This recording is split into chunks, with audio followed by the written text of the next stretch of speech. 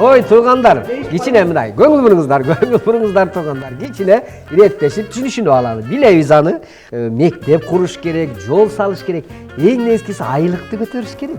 Бирок аны кантип көтөрөбүз? Ал каражатты каяктан алабыз? Мамлекет кандай кылып алып келет ал акчаны? Мамлекет ошол акчаны силердин оозуңардан деп коем, жалпы баарыбыздын чөнтөгүбүздөн алынган салык 70% мына ушул жактан топтолот. Андан тышкары сырттан келген жардамдар бар, алар кошулат. Ал эми болбосо элден түшкөн айыптар, өзгөчө мына көчөлөргө азыр көзөмөл камераларын койгондон бери элден түшкөн айыптар көбүрөөк түшө баштады.